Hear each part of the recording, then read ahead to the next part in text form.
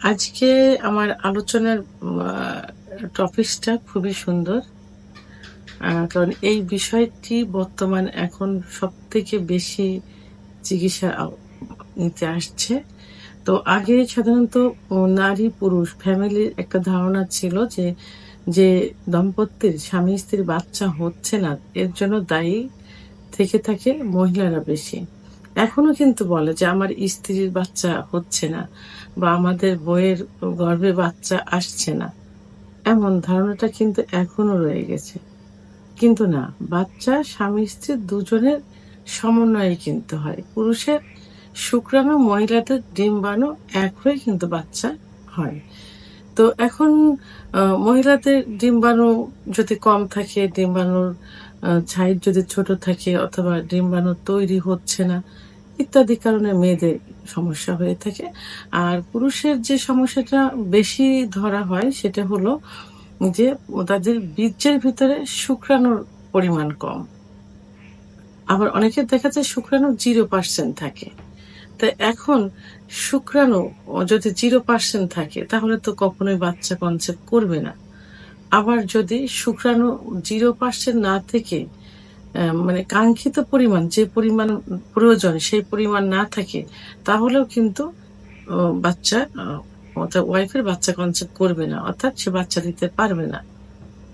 তো এখন সাধারণত দেখা যায় যে উম আ শুক্রাণুর পরিমাণ প্রতি মিলিমিটারে যদি ১৫ মিলিয়নের কম থাকে তাহলে সেই পুরুষ বন্ধ্যাত্বে পরিণত হয়। অর্থাৎ বাচ্চা হওয়ার কোনো সম্ভাবনাই থাকে না। অর্থাৎ বাচ্চা হওয়ার সম্ভাবনা আস্তে, আস্তে হারিয়ে ফেলে।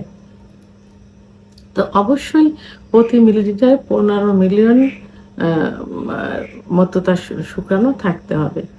তো এখন এই শুক্রাণু আ অনেকেই ওষুধের উপর কিন্তু পরিপূর্ণভাবে ডিপেন্ড করে থাকে। ওষুধ খেয়ে থাকে। আবার এখন কিছু, কিছু চিকিৎসাতেও কিন্তু এই শুক্রাণু তৈরি করা সম্ভব হচ্ছে না। তবে হোমিওপ্যাথি এবং আয়ুর্বেদিক চিকিৎসার মাধ্যমে কিন্তু শুক্রাণু তৈরি করা সম্ভব। আমি অনেক পেশেন্ট দেখেছি বা আমি অনেক চিকিৎসা দিয়েছি যারা অনেক চিকিৎসা নিয়েছে, দেশের বাইরেও গেছে চিকিৎসার জন্য। তো আল্লাহর অশেষ রহমতে কিন্তু আমি হোমিওপ্যাথি এবং আয়ুর্বেদিক চিকিৎসার মাধ্যমে ২-৩ মাসের মধ্যেই তার 0% থেকে মানে উত্তরণ করতে সম্ভব হয়েছে। অর্থাৎ 0% থেকে তৈরি হয়েছে। আর যাদের কম আছে তাদের ওটা বৃদ্ধি পেয়েছে। এজন্য সঠিক চিকিৎসা নিতে হবে। নিলে এটা আশা ছেড়ে দেওয়া যাবে না। আল্লাহর উপর ভরসা রেখে চিকিৎসা নিতে হবে। তো এখন চিকিৎসার বাইরেও অনেকে বলে থাকে কি খাবারে এটা উম সম্ভব শুক্রাণু তৈরি করা বা শুক্রাণু বৃদ্ধি করা। তো ১ম এ আমি বলব যে শুক্রাণু তৈরি করতে হলে আপনাকে প্রতিদিন অন্তত ১ ঘন্টা এক্সারসাইজ বা ব্যায়াম করতে হবে। এতে কি হয়? টেস্টোস্টেরন হরমোন বাড়তে থাকে। আর টেস্টোস্টেরন হরমোন বাড়লে বেশি শুক্রাণু তৈরি হয়। তো এজন্য কি করতে হবে? আ কমপক্ষে ১ ঘন্টা এক্সারসাইজ বা ব্যায়াম করতে হবে। এবং এর পাশাপাশি কিছু খাবার আছে, সেই খাবারগুলো নিয়মিত খেতে হবে। যেমন ডিমে, ডিমে কিন্তু শুক্রাণুর সংখ্যা বৃদ্ধি পায়। ডিম, কলা বিশেষ করে আমি সেই কলার কথা বলব যে কলা যে গ্রামে দেখবেন যে ওই বিচি থাকে যে কলার ভিতরে। বিচে কলা বা দয়া কলা এরকম কিছু বলে যে মানে বিচি থাকে একটু মোটা ধরনের। ওই কলায় কিন্তু পর্যাপ্ত পরিমাণ টেস্টোস্টেরন হরমোন কিন্তু বৃদ্ধি পায়।